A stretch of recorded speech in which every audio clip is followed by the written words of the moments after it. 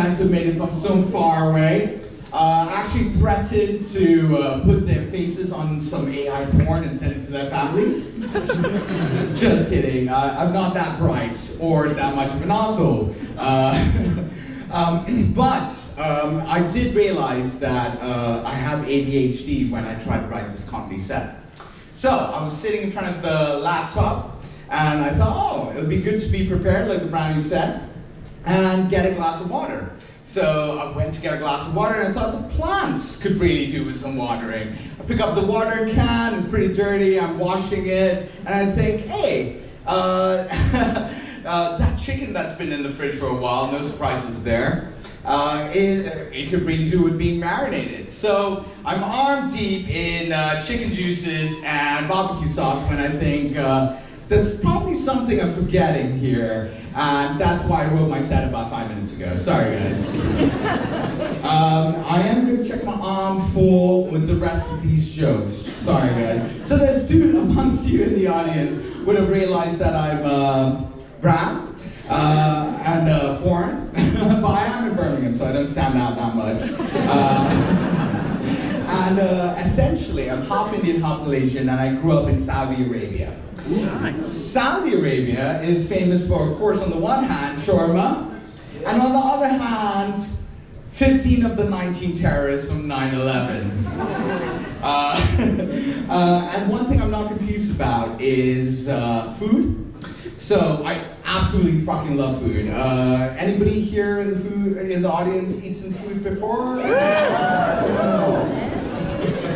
So I absolutely love my food, and I come from various lands where food is taken really seriously. Food is love. And ultimately, over generations, we've crafted the most delicious food. And then we have British food. I was pretty surprised when I first got here. I mean, what the fuck, guys? Is a Vindaloo or a tikka masala. You literally can't order that on a menu in India. So, Indian food, are you being serious? It is pretty weird. I'm like really trying to think. Let's get serious for a second here. How did this come to be? And I feel, when Neanderthal man first invented fire and roasted his first dinosaur chicken, British chefs were like, we're just gonna stop there. We're not gonna get any better. I mean, you guys had wars and brought spices back from the other side of the world and decided not to use it in your cooking. Not at all. I was pretty confused when I got here. Of course, having that kind of mix leaves one very confused anyway. But I was really confused with the English you guys use. So I've got this weird American accent, as you guys probably can tell, because I learned, of course, English from school, but my accent from TV. And it was really confusing when I was first in school, and I asked my teacher a stupid question. And they literally asked me, are you taking the piss, Abraham? And I replied in shock and horror that I would never steal anyone's urine.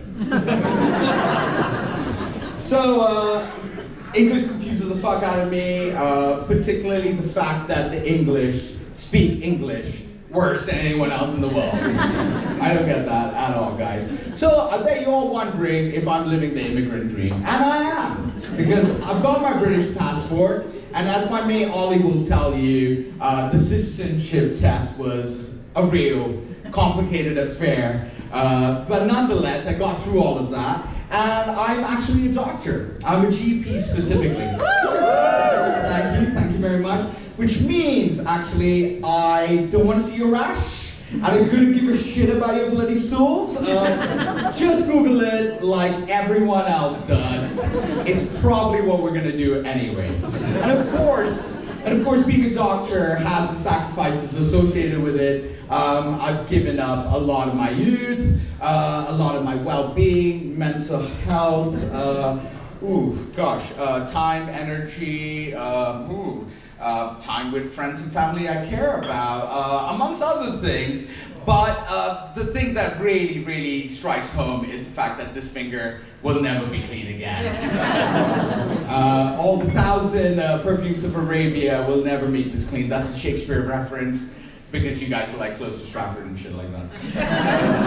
Anyway, it's been a pleasure being here, but I'll leave you guys with one last story. And that is from my first job as a junior doctor. So I was on the surgical ward, and a man comes in with a light bulb up his rectum. And I'm sure you're all thinking of that classic joke, how many doctors does it take to unscrew a light bulb? Of course, what we did was turn him upside down, find an empty light fixture, and rotate the hell out of him. And when I look back on that moment, you know, I'm like, that's the brightest asshole I've ever seen in my life. It was a white light bulb moment. Thank you, everyone!